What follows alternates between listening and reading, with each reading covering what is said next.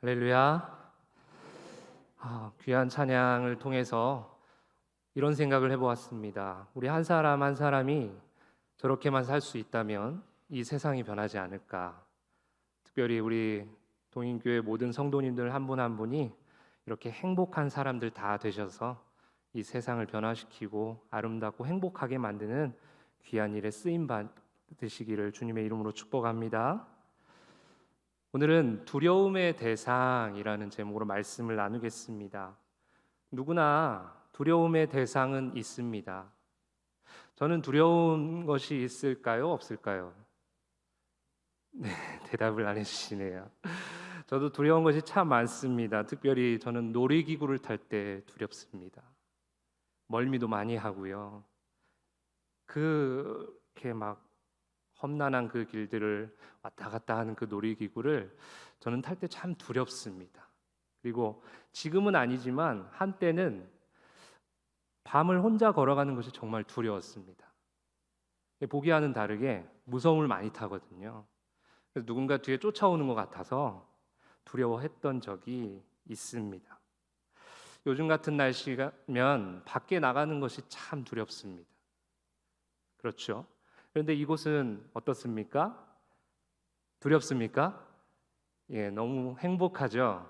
아름다운 찬양도 듣고 또 하나님의 말씀도 듣고 하나님께 감사하며 예배할 수 있는 시원한 공간에서 그래서 참 감사하지 않을 수가 없습니다. 우리 성도님들은 어떤 두려움의 대상이 있으십니까? 미국의 호킨스 대학교에서 연구원들이 조사 연구를 해서 보고서를 내놓았는데요. 40년 전에 초등학생들이 두려워했던 것 1, 2, 3위, 그리고 40년이 지난 최근에 초등학생들이 두려워하는 것 1, 2, 3위, 이렇게 순위를 매겼습니다. 40년 전에 초등학생들이 가장 무서워하고 두려워했던 대상은 첫 번째가 동물이었답니다. 두 번째는 캄캄한 방 안에 있는 것, 그리고 세 번째는 높은 장소에 있는 것이었습니다. 그리고 네 번째는 낯선 사람들, 다섯 번째는 큰 소리였다고 합니다. 최근에 와서 40년이 지난 최근에 와서 아이들이 가장 두려워하는 것은 첫 번째는 부모의 말다툼입니다. 두 번째로는 핵전쟁이고요. 세 번째는 암입니다. 네 번째는 환경오염이고 다섯 번째가 노상강도였다고 합니다.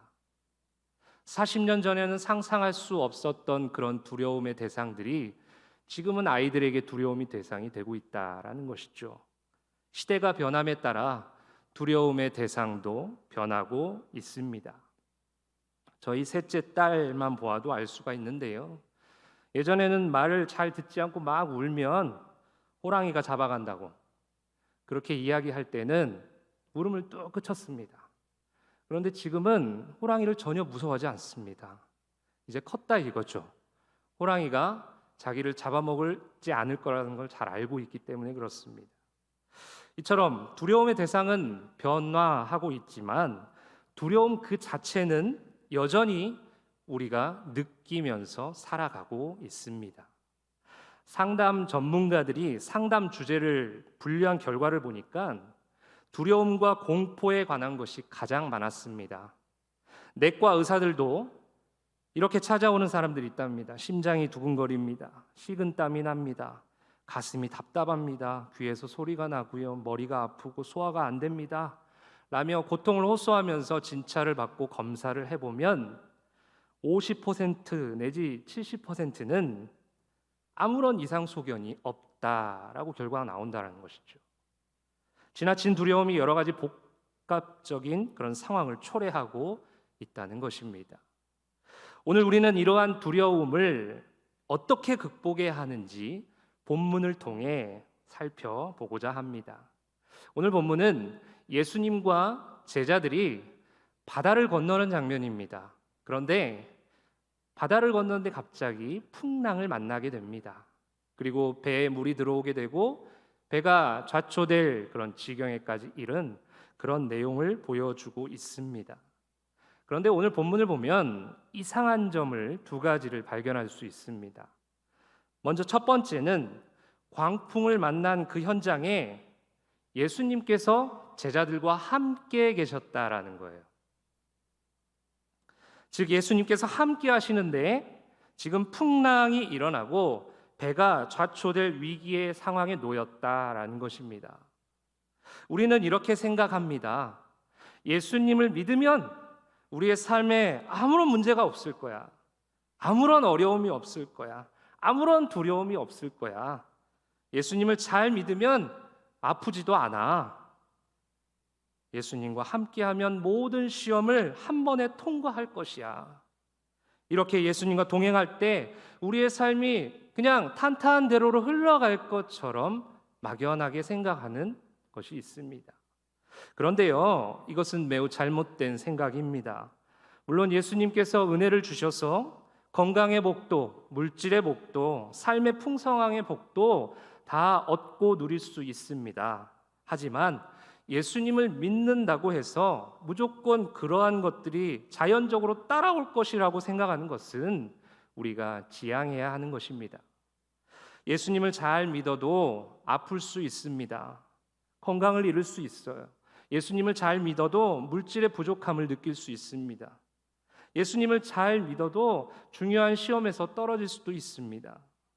예수님을 잘 믿어도 우리의 삶 가운데 여전히 두려움과 문제들은 존재한다라는 것이죠. 그리고 오늘 본문에서 또 한 가지 이상한 점을 발견하는데요. 제자들이 풍랑을 만나게 된 것은 예수님의 말씀에 순종한 뒤에 일어난 사건이라는 것입니다. 본문 35절을 보면 오늘 바다 건너편으로 가자고 말씀하신 분은 바로 예수님이십니다. 우리 같이 한번 읽어볼까요? 시작. 우리가 저편으로 건너가자. 예수님께서 이렇게 친히 말씀하시는데 누가 왜요? 왜 지금 건너갑니까? 라고 반기를 들겠습니까? 예수님 건너가겠습니다 하고 순종함으로 예수님과 함께 그 바다를 건너가고 있는 것이죠. 그러니 풍랑을 만난 것은 누구 책임입니까? 예수님 책임 아닌가요? 예수님이 가자고 해서 갔으니까 예수님 책임 아니겠습니까? 이처럼 때로는 우리가 예수님의 말씀을 따라 살아갈 때 어려움을 겪게 될 수도 있습니다. 이스라엘 백성들도 출애굽 이후에 젖과 꿀이 흐르는 가나안 땅에 들어가게 하시겠다고 하나님께서 약속을 주셨습니다. 그런데 정작 출애굽했는데 가나안 땅에 바로 들어갔습니까? 아닙니다. 낮에는 뜨거워서 살 수가 없고요. 밤에는 추워서 살 수가 없는 그런 광야, 사막에 40여 년 동안 살게 되었다라는 것이죠. 그런데 그들이 가고 싶어서 간 것이 아니죠. 하나님의 말씀에 순종하여서 말씀대로 그냥 앞으로 나아갔을 뿐인데 그러한 어려움과 두려움을 만나게 되었다라는 것입니다. 이유가 무엇일까요? 왜 예수님께서 함께 하시고 예수님의 말씀대로 그대로 순종했는데 왜 우리의 인생에 이러한 어려운 일들, 왜 아픈 일들, 두려운 일들이 계속되어지는 것일까요? 그 이유를 알기 위해서 오늘 본문에 나타나는 두 가지 두려움에 대해서 살펴보아야 합니다. 첫 번째 두려움입니다. 제자들은 큰 광풍으로 배에 물이 차서 침몰의 상황을 보며 두려워합니다. 그런데요, 어찌 보면 이 상황은 당연한 것 아니겠습니까? 생각해 보십시오. 우리가 배를 타고 제주도를 가는데 바람이 막 불고 배가 흔들리고 심지어 배에 물이 들어온다라고 생각해 보십시오. 그 자리에서 누가 평안하게 앉아 있을 사람이 누가 있겠습니까? 두려워하는 것은 당연한 것입니다. 배가 침몰하는 현실에 대한 두려움이 무엇으로 이어지냐면 오늘 말씀을 보니까 예수님을 원망하는 그 원망으로 이어집니다. 그러니까 나에게 찾아온 두려움이 그곳에서 끝나는 것이 아니라 원망으로 이어진다라는 것이죠. 이렇게 제자들은 죽게 생겼는데 예수님은 배 밑에서 평안하게 그냥 주무시고 계셨던 거예요. 예수님을 찾아가서 원망의 목소리를 내는 것입니다. 이스라엘 백성들 보십시오. 출애굽의 은혜를 경험한 그들은 얼마 못 가서 힘들고 괴로운 그 광야의 생활을 견디지 못하고 이렇게 불평하는 거예요. 이렇게 원망하는 거예요. 모세, 당신 도대체 뭐길래 우리를 이곳으로 인도했냐? 차라리 애굽에서 우리를 죽게 놔두지 뭐 하려고 여기까지 데리고 왔느냐? 원망하는 것입니다.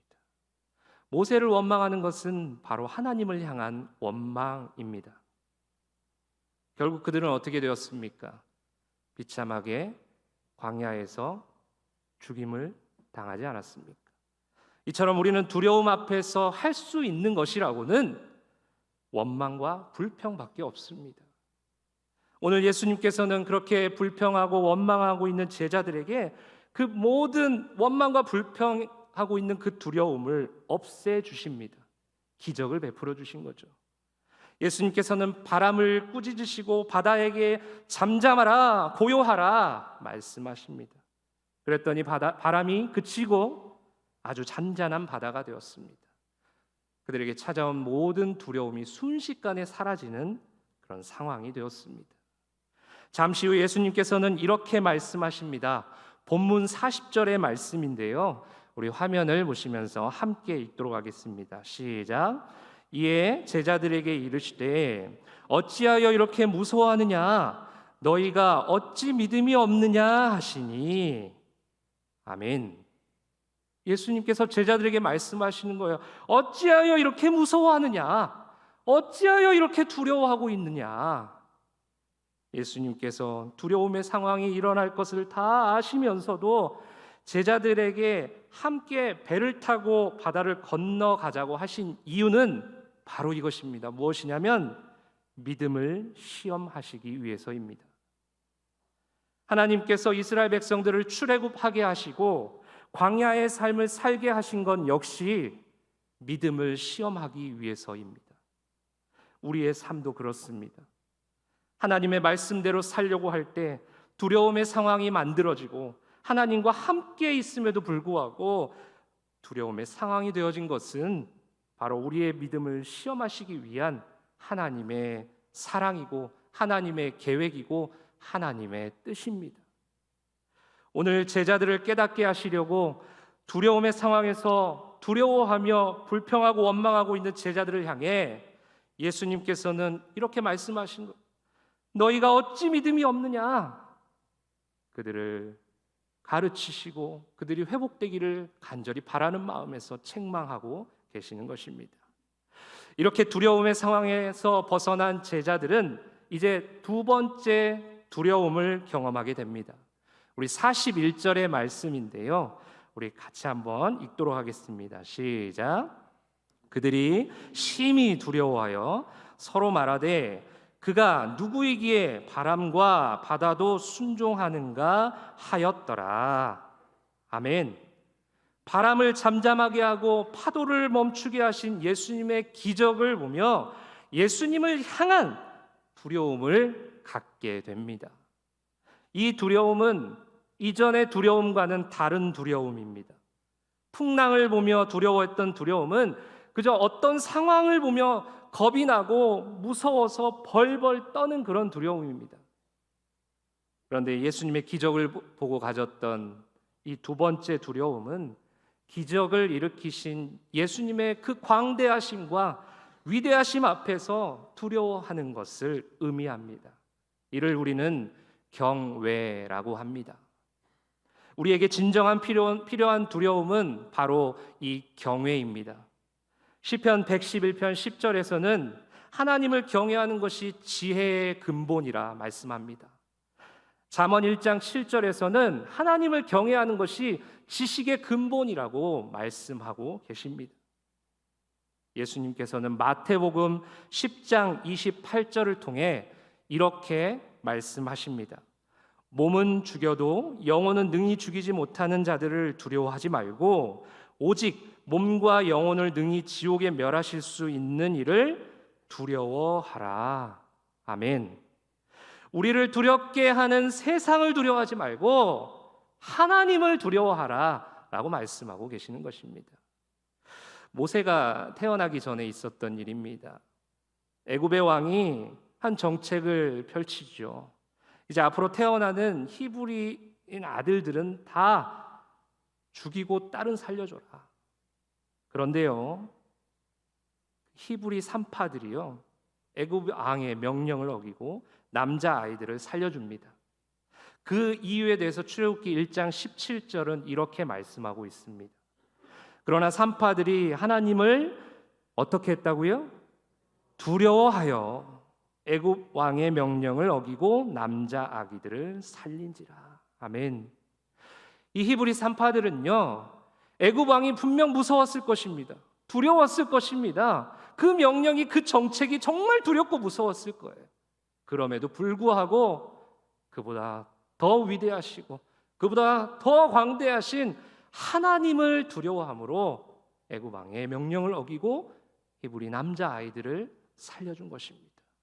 그래서 모세가 태어난 것 아니겠습니까?